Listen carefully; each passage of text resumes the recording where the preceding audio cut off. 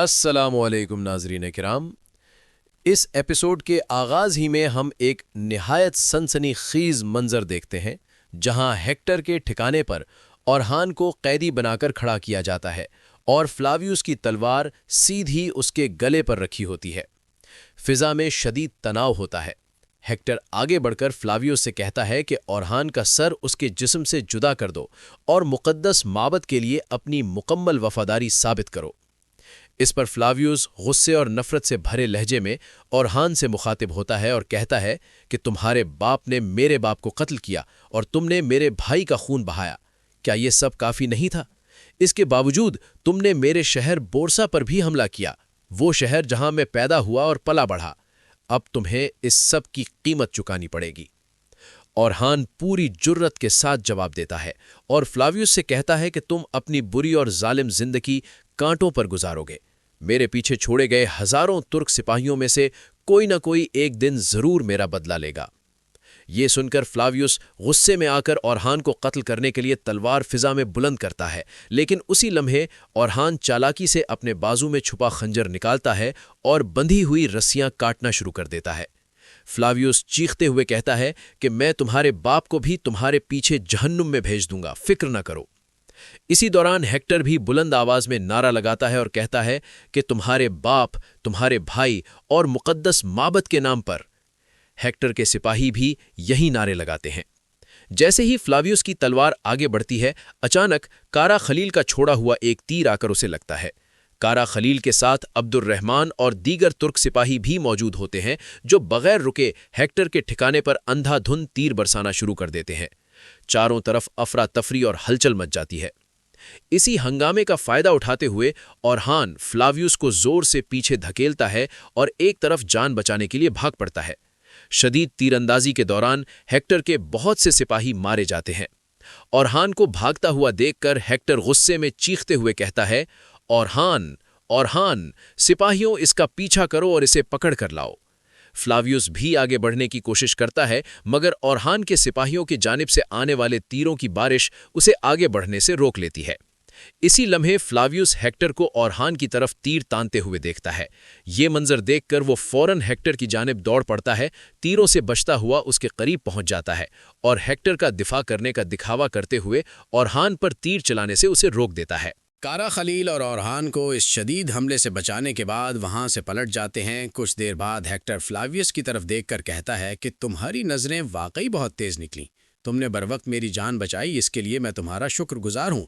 फ्लावियस कदरे तल्ख अंदाज में जवाब देता है कि काश तुम्हारे आदमियों की नज़रें भी इतनी ही तेज़ होती, वो तो ओरहान के चंद सिपाहियों का भी डट कर मुकाबला न कर सके। हेक्टर के सिपाही ओरहान के पीछे दौड़ना शुरू कर देते हैं, मगर ओरहान भागते हुए भी पलट पलट कर तीर चलाता है जो उनके सिपाहियों को लगते हैं।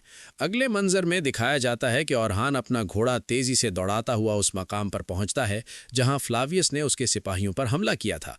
वहाँ वो सिपाही जो मरने का नाटक कर रहे होते हैं जमीन पर लेटे होते हैं और ओरहान को देखते ही आहिस्ता आहिस्ता आंखें खोल लेते हैं। इसी दौरान लाजरुस झाड़ियों में छुपा हुआ ये सारा मंजर खामोशी से देख रहा होता है। अचानक अगले लम्हे ओरहान को चारों तरफ से घेर लिया जाता है, लेकिन उसी वक्त कारा खलील और अब्दुर्रहमान भी वहां पहुंच जाते हैं और आते ही हेक्टर के सिपाहियों पर टूट पड़ते हैं। ओरहान भी आगे बढ़ता है और हेक्टर के सिपाहियों को काटना शुरू कर देता है। वो तलवार एक सिपाही के गले में घुमाते हुए बुलंद आवाज में कहता है कि जो मेरे आबाओ अजदाद और मेरी नस्ल पर हमला करेगा उसका ठिकाना सिर्फ जहन्नम होगा। काफिरों की सफाई के बाद कारा खलील ओरहान से कहता है कि हुजूर, उन्होंने हमें भी घात लगाकर निशाना बनाया था।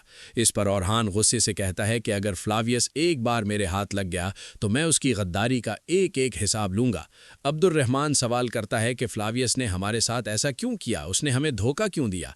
ओरहान जवाब देता है कि फ्लावियस ने वही किया जिसकी उससे तवक्को थी। हम उससे बदला जरूर लेंगे, मगर इस बदले का भी एक मुकर्रर वक्त है। ये सब बातें सुनकर झाड़ियों में छुपा हुआ लाजरस हंस रहा होता है।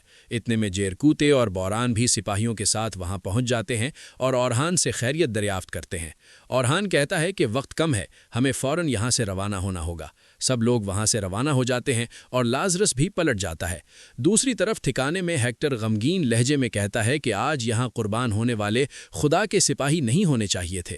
फ्लावियस उसे तसल्ली देते हुए कहता है कि सरहदों की तरफ रवाना होने वाली तुम्हारी ताकतवर फौज ओरहान का काम तमाम करने के लिए काफ़ी होगी, और अगर तुम्हें लगे कि ये भी कम है तो मुझे सिर्फ जगह और वक्त बता देना, मैं बाज़ंतीनी सल्तनत से जितने सिपाही तोड़ सका सब तुम्हारी खिदमत में पेश कर दूंगा। इस पर हेक्टर फ्लावियस से कहता है कि तुम सिर्फ उस जिम्मेदारी के बारे में सोचोगे जो मैं तुम्हें दूंगा। फ्लावियस, मुक़द्दस मोहब्बत के लिए तुम्हें एक जान लेनी होगी। फ्लावियस फौरन सवाल करता है कि किसकी जान लेनी होगी। इस पर हेक्टर संजीदगी से जवाब देता है कि शहंशाह की। वो कहता है कि तुम वाहिद शख्स हो जो बगैर किसी शक के उसके करीब जा सकता है। शहंशाह का मरना इसलिए ज़रूरी है ताकि कुस्तुनतुनिया का तख्त हमारे वफादार पालियोलोगोस ख़ानदान के पास ही रहे। ये सुनकर फ्लावियस कुछ देर खामोश रहता है, सोच में पड़ जाता है और परेशान लहजे में कहता है कि अगर मैंने ऐसा कदम उठाया तो मैं शाही महल से जिंदा बाहर नहीं निकल पाऊंगा। हेक्टर उसे यकीन दिलाते हुए कहता है कि तुम उसे जहर दोगे। इस तरीके से किसी को भी तुम पर शक नहीं होगा, बल्कि तुम सबके सामने ये ऐलान करोगे कि शहंशाह को ओरहान ने जहर दिया है। इस तरह शहंशाह के सिपाही भी हमारे साथ शामिल हो जाएंगे। फ्लावियस थोड़ी हिचकिचाहट के बाद इस मंसूबे पर रजामंदी जाहिर कर देता है। इस पर हेक्टर मजीद कहता है कि इसी दौरान मैं शहजादी स्पोर्चा को कैद कर लूंगा जिसे सालोनीक भेजा जा रहा है। फ्लावियस हैरत से पूछता है कि बाप के मरने के बाद बेटी हमारे किस काम आएगी। हेक्टर जवाब देता है कि वो अपने बाप के असर और रसूख को इस्तेमाल करके हमारे लिए बड़ी मुसीबत खड़ी कर सकती है, इसलिए उसे आज़ाद छोड़ना खतरनाक होगा। इतने में लाजरोस वहां पहुंच जाता है और खबर देता है कि अजीम उस्ताद हेक्टर ओरहान अपने उन सिपाहियों की लाशें लेकर भाग गया है जिन्हें फ्लावियस ने मारा था। ये सुनकर हेक्टर कहता है कि खुदा के गज़ब से कोई फरार नहीं हो सकता। ये बात ओरहान को लाजिमन अपनी आखिरी सांसों में समझ आ जाएगी। दूसरी जानिब शहजादी स्पोर्चा का काफिला सालोनीक की तरफ रवाना होता है। बगी के अंदर डाइफने उसके सामने बैठी होती है। शहजादी गुस्से और जिद के साथ कहती है कि मैं अपने बाप की इताअत नहीं करूंगी। मैं सालोनीक जाकर हाथ पांव बांधकर अपनी तकदीर का इंतजार नहीं कर सकती। डाइफने समझाते हुए कहती है कि शहजादी, ये जगह हमारी निस्बत ज्यादा खतरनाक है। आपके वालिद जानते हैं कि ओरहान हर तरह की चाल चल सकता है, इसीलिए वो आपको हिफाजत के लिए भेज रहे हैं। स्पोर्चा जवाब देती है कि मसला ओरहान नहीं बल्कि मुक़द्दस माबद के सिपाही हैं। डाइफने कहती है कि अजीम शहंशाह उनके सामने कभी सर नहीं झुकाएंगे। इस पर स्पोर्चा कहती है कि मैं अपने बाप को जानती हूँ, मैं इस शक के साथ कहीं नहीं जा सकती। डाइफने पूछती है कि फिर आपका क्या इरादा है। स्पोर्चा कहती है कि मैं वापस उनके पास जाऊंगी और ये मत भूलो कि इज़्निक का कोई तकफूर नहीं है।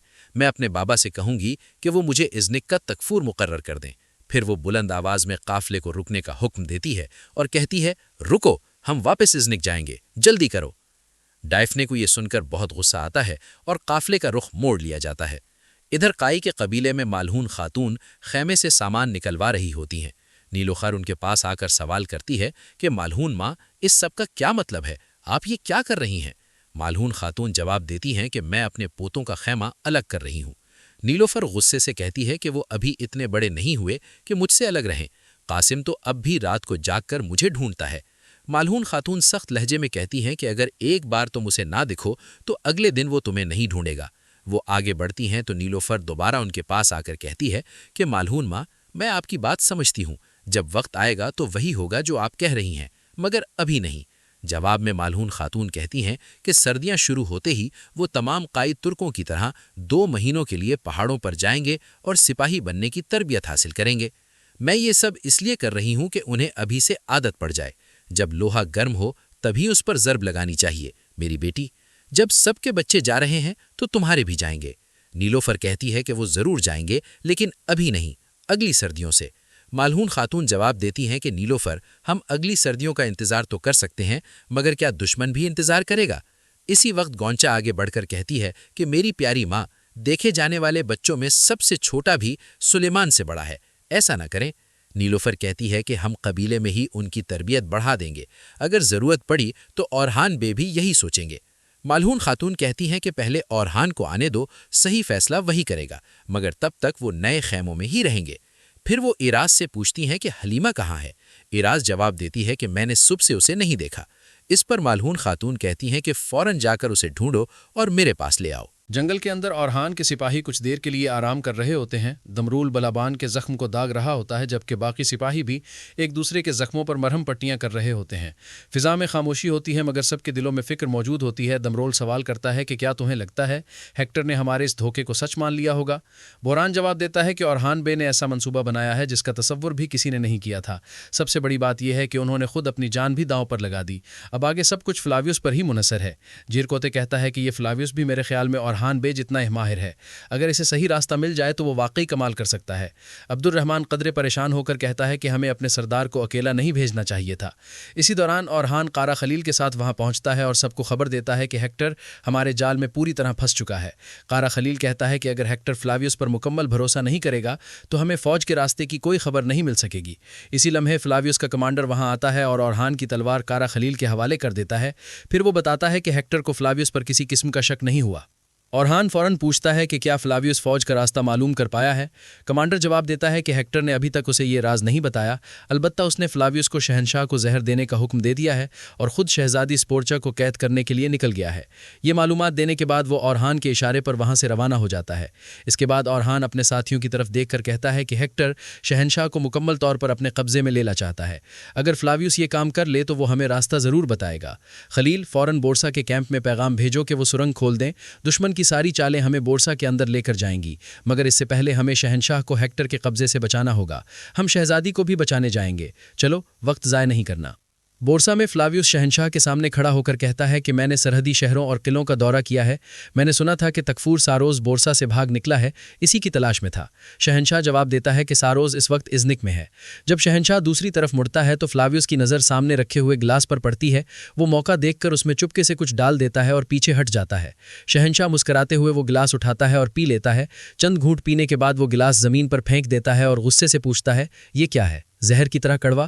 فلاویوس کہتا ہے، مجھے معاف کیجیے گا، مگر مجھے یہ کرنا ضروری تھا کیونکہ آپ کی موت ایک عظیم مقصد کے کام آئے گی۔ یہ سنتے ہی شہنشاہ آگے بڑھ کر فلاویوس کو دبوچ لیتا ہے۔ اسی لمحے تالیاں بجاتا ہوا ہیکٹر وہاں داخل ہوتا ہے اور کہتا ہے، فلاویوس، تم نے ایک مشکل امتحان کے باوجود مقدس معبد سے اپنی وفاداری ثابت کر دی ہے۔ شہنشاہ حیرت سے پوچھتا ہے، کیا یہ سب ایک کھیل تھا؟ ہیکٹر جواب دیتا ہے، جی ہاں شہنشاہ، یہ سب پہلے سے طے شدہ تھا۔ فلاویوس ہیکٹر سے پوچھتا ہے کہ اورحان کو اپنے قدموں میں لانے کے بعد بھی کیا تمہیں مجھ پر بھروسہ نہیں ہوا؟ شہنشاہ کمزور آواز میں کہتا ہے کہ تم نے اس کا بھروسہ تو جیت لیا، مگر میرا بھروسہ ہمیشہ کے لیے کھو دیا۔ ہیکٹر کہتا ہے کہ جب میری فوج قبضے کے پہاڑی راستے کو کھول دے گی تو ہم اورحان کو مکمل طور پر ختم کر دیں گے، مگر اس سے پہلے ہمیں اسے کمزور کرنا ہوگا۔ یہ کہہ کر ہیکٹر وہاں سے چلا جاتا ہے۔ شہنشاہ فلاویوس کو افسوس بھری نظروں سے دیکھتا ہے اور آہستہ سے سر ہلا دیتا ہے۔ اسی منظر کے ساتھ ناظرین، یہ ایپیسوڈ اپنے اختتام کو پہنچتا ہے۔ اگر آپ کو ویڈیو پسند آئی ہو تو لائک ضرور کریں، شیئر کریں، اور اگر ابھی تک چینل کو سبسکرائب نہیں کیا تو سبسکرائب کرنے کے ساتھ ساتھ گھنٹی والے آئیکن کو دبانا مت بھولیں۔ ملتے ہیں انشاءاللہ اگلی ویڈیو میں، تب تک کے لیے اپنا اور اپنے پیاروں کا بہت زیادہ خیال رکھیں۔ اللہ نگہبان۔